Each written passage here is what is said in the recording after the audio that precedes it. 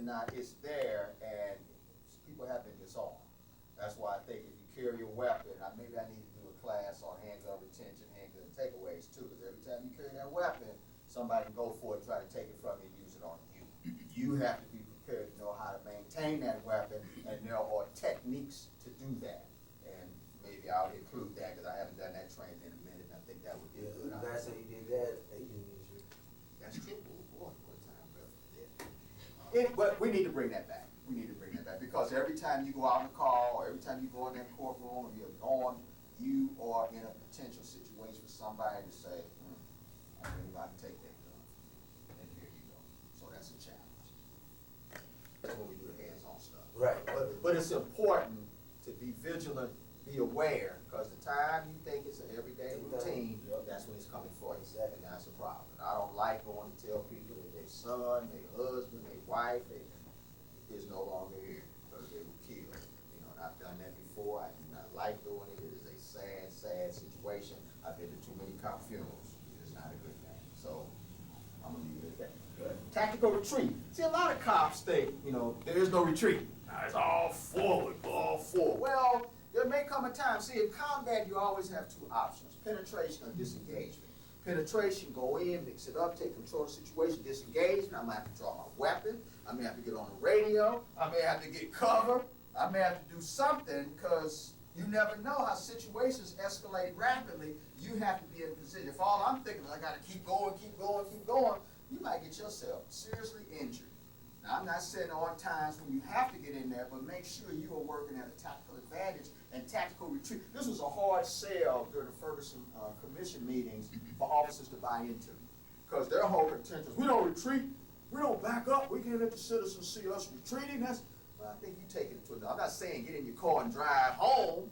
I'm just saying you may have to reestablish your position in order to neutralize the situation more effectively, and then that's why you got options, There are even movements that we teach to get somebody off of you until you get what you need. You have to draw your baton, your OC, or potentially your firearm. So if you just think I can only move in and not disengage, you're setting yourself up for something. So potentially dangerous situation, the officer can disengage from the subject in order to regroup to a more tactically sound procedure. You will always hear me talking about tactically sound, tactics. Tactics can make a big difference in what you do. Knocking on that door and not standing in front, that's a tactic, Talked about cover and concealment, those are tactics. There's cut and herd. There's a lot of tactics that are out there that I want you guys to be aware of, because it utilizes techniques and training that's been around and has worked. As an instructor, especially DT, I do not believe in teaching things I wouldn't do myself or haven't done myself. There's an element. Specialized units within the police department can be brought into a situation to resolve effectively.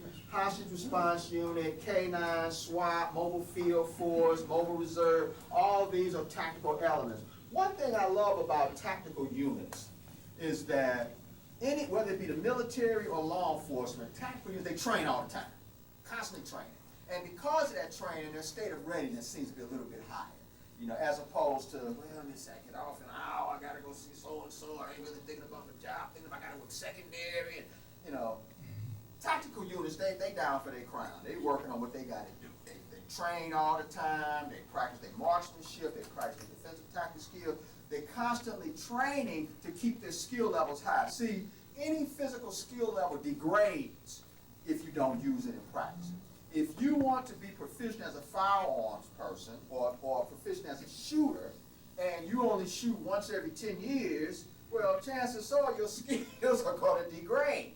If you only shoot once a year, chances are, I'm not going to say you're not going to hit the target, but at the same time, the more you practice, the more you stay at a higher state of readiness, and I certainly encourage it. Matter of fact,